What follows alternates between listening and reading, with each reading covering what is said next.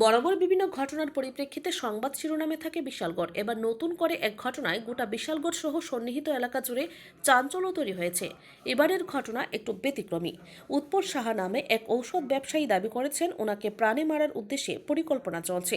গোটা ঘটনার বিবরণ দিতে গিয়ে উৎপল বাবু দাবি করেন ইনার দোকানে লাগানো সিসি ক্যামেরা ফুটেজে দেখতে পেয়েছেন কোনো একটা যুবক যে সাদা শার্ট পরিহিত ছিল ওনার শার্টারের মধ্যে পোস্টারিং করেছে এবং ওনাকে প্রাণে মারার হুমকি প্রদান করছে।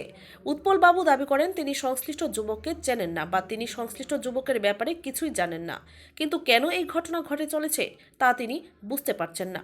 তবে উনি নিশ্চিত ওনাকে হত্যা করার পরিকল্পনা করা হচ্ছে। এই বিষয়ে উৎপল বাবু প্রশাসনের দ্বারস্থ হয়েছেন, এফআইআর করেছেন। এখন দেখার বিষয় ঘটনার তদন্তক্রমে ব্যবস্থা গৃহীত হয় কিনা। Bureau report, Tripura news Bangla.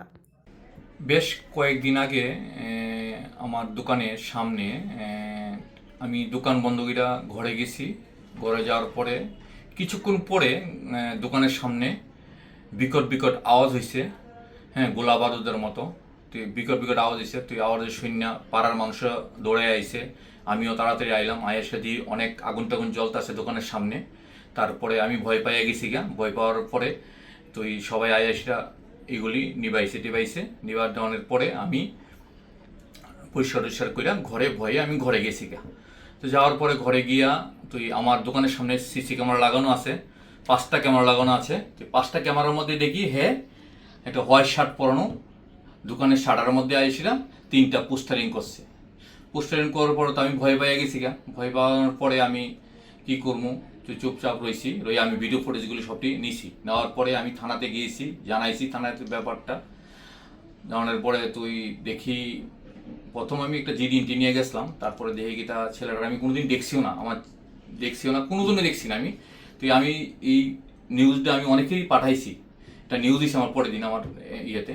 তুই তারপর পাঠাইছি, এবার কেউই চিনে না। তুই হের লগে আমার কোনোদিন দেখা হয়, কোনোদিন শত্রু মানে হের ফোন নাম্বারটা আমার কাছে নাই। তুই আমি এটার লিগে থানাতে আমি একটা মামলাও করছি। হ্যাঁ, তো এখন আমি চাইতাছি যে আমার কোনো দোষ নাই। আমি সরকারের কাছে একটা চাইতেছি যে আমার এটা সুস্থ বিচার হোক। মানে আপনার কি মনে হয় কেন এই কারণে আমার কোনো বছর, তবে আমার যাওয়ার সময় আমার ভাইয়ের কাছে এই সাদা শার্ট পরানো যে বিবৃতিটা দিছে নিউজের মধ্যে দেখলাম, যাওয়ার সময় আমার ভাই আসলো একজন, ভাইয়ের কাছে ধমকি দিয়ে গেছে।